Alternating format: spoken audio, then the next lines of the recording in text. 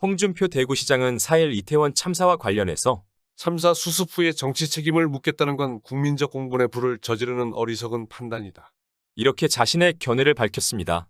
국민의힘 의원들과 유명한 보수 논객들까지 세월호 때와 마찬가지이거나 더 어이없이 대응하는 모습을 보고 무척이나 애가 타는 모습을 보인 것이죠. 홍 시장은 이날 오전 페이스북에 글을 올렸습니다. 야당과 국민들의 비난 대상이 된 인사들은 조속히 정리해야 국회 대책이 가능할 것이고, 이태원 참사에 대한 형사 책임의 본질은 부작위에 의한 직무유기죄가 중점이 될 것이고, 그것은 질서유지 책임이 있는 자치단체, 경찰이 그 대상이 될 것으로 보인다. 야당과 국민들의 비난 대상을 정리하라고 하면 윤석열을 탄핵하고 국민의힘 지도부를 갈아엎으라는 것과 다름없는 말인데, 홍준표 대구시장이 윤석열과 윤핵관과 전면전을 각오한 것일까요? 여기서 질서유지에 책임 있는 지자체는 용산구청과 서울시가 해당되고, 경찰청장, 서울경찰청장, 용산경찰서장, 일일이 상황 담당관이 대상일 것입니다. 서울시장과 용산구청장이 사퇴할 리는 만무하고, 경찰 조직 전체의 비난을 받으면서까지 윤석열에 딸랑거리면서 행안부의 경찰국 신설까지 용인하며 그 자리에 오른 경찰청 수뇌부, 그 자리에 오른 지 이제 겨우 몇 개월 되지 않았는데 만감이 교차하겠죠. 사법 처리 대상이 될 수도 있는 경찰 수뇌부는 어떤 반발을 할지, 적당히 사법 처리하는 척하다가 봐주겠지 하며 윤석열의 기대감을 보일지, 아니면 찍소리도 못하고 조용히 옷을 벗을지 자목 궁금해집니다. 홍준표 대구시장의 글을 봤다면 윤석열과 윤핵관들 속은 부글부글 끓겠지요. 반대로 이런 뜻이 아닌데 궁금TV가 이렇게 사족을 달아서 난처하게 되었다고 홍준표가 안절부절할 수도 있겠지요. 홍준표 대구시장의 글은 조금 더 이어집니다.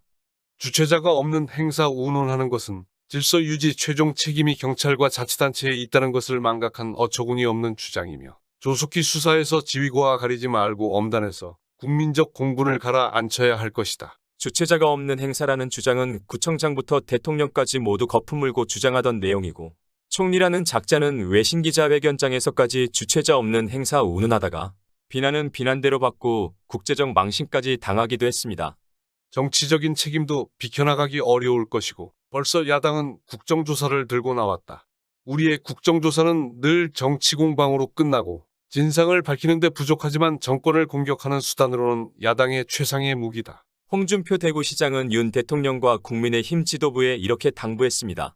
솔직하게 인정할 것은 인정하시고 초기에 머뭇거리지 마시고 담대하게 잘 대처하시기 바란다. 안팎으로 혼란한 나라가 걱정. 윤석열에게 납작 엎드리던 홍준표 대구시장이 이렇게 페이스북에 글을 올린 이유는 아마도 박성중 국민의힘 의원이나 정미경 전 의원처럼 보수 진영에서 모든 것을 언론 탓, 이태원에 간 젊은이들 탓, 여성 단체 탓 그리고 전임 정부 탓이라면서 규정이 없다, 매뉴얼이 없다, 시스템이 부실하다, 주최 측이 없는 행사여서 그런 것이고 막을 수 없는 참사였다 강변하면서 대통령 심기만 살피면서 이런 주장의 강도를 높이기 때문일 것입니다.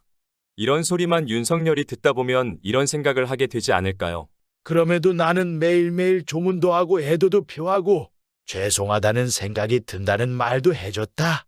내가 생각해도 나는 하늘이 낸 사람이 분명하다. 이렇게 생각하고 오늘은 뭘 마실까 깊은 고민에 빠질지도 모르겠습니다. 홍준표 대구시장이 보기에도 얼마나 한심했으면 이런 글을 올릴까 잠시 생각해본 아침이었습니다. 그런데 사태 해결의 열쇠를 천공이라는 법사가 쥐고 있는 듯 보이기도 합니다. 천공이 유튜브에 나와서 홍 시장 말대로 하거라 하면 왠지 그렇게 할 것 같은 기분이 드는 아침입니다.